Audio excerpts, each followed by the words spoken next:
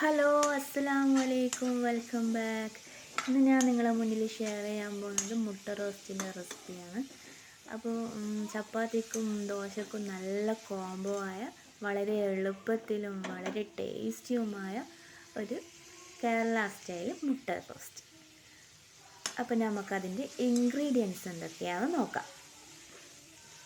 3 മുട്ട, സവാള 2, അത് നീളത്തിലരിയുക. അത് 2 ഇൻഗ്രീഡിയൻസ് മാത്രമേ ഉള്ളൂ. പിന്നെ 2 പച്ചമുളക്. അപ്പോൾ നീളത്തിലരിയുക സവാള. ഞാൻ മുട്ട വേവിക്കാൻ വെച്ചിട്ടുണ്ട്. മുട്ട വേകാൻ തുടങ്ങിയേ. ഇനി അടുപ്പ് കത്തിച്ച് ഒരു പാന് അടുപ്പിലേക്ക് വെക്കാം. പാന് ചൂടായി വരുന്നേരം അതിലേക്ക് ഓയിൽ ചേർത്ത് കൊടുക്കാം.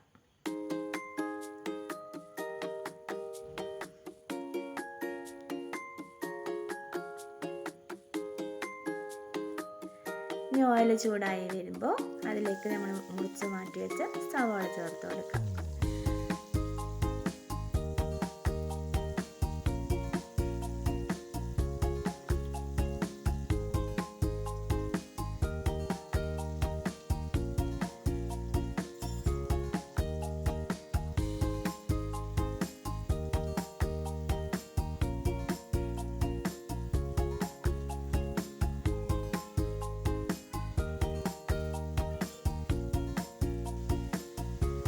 ഇനി അതിലേക്ക് അല്പം ഉപ്പ് ചേർത്ത് കൊടുക്കുക. എന്നിട്ട് നന്നായി കുറച്ച് വഴറ്റുക. ഗോൾഡൻ കളറാകുന്ന വരെ വഴറ്റുക. അതിൻ്റെ ഇടയിൽ പച്ചമുളക് മുറിച്ചിട്ട് കൊടുക്കണം.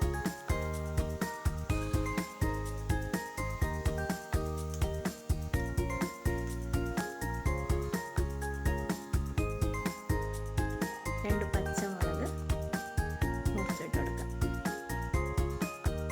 എളുപ്പത്തിൽ കഴിയുന്ന പരിപാടിയാണ്. നമുക്ക് പെട്ടെന്നൊന്നുമില്ല, വീട്ടിൽ ഒന്നും വെക്കാനില്ല എന്നെല്ലാം കണ്ടു കഴിഞ്ഞാൽ മുട്ട ഉണ്ടെങ്കിൽ വേഗം തന്നെ എളുപ്പത്തിൽ ചെയ്യാൻ പറ്റുന്ന ചപ്പാത്തിക്കും ദോശക്കെല്ലാം നല്ല കോംബോ ആണ്. നല്ലോണം വഴറ്റുക.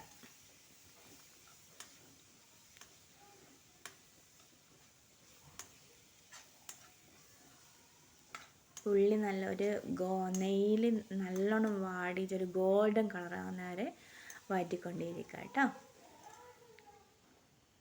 നമ്മുടെ മുട്ട തയ്യാറായി കഴിഞ്ഞു.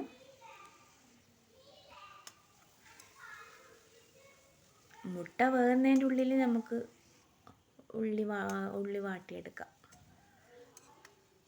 ഉള്ളി ഏകദേശം ഒന്ന് വാടി വന്നിട്ടുണ്ട്.